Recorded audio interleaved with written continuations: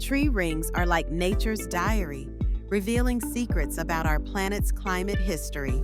Each ring tells a story. Thicker rings indicate warm, wet years, while thinner ones suggest drought or cold spells. By studying these patterns, scientists can reconstruct climate changes over thousands of years.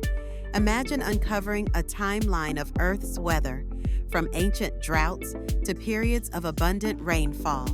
Dendrochronology not only helps us understand past climates, but also aids in predicting future trends.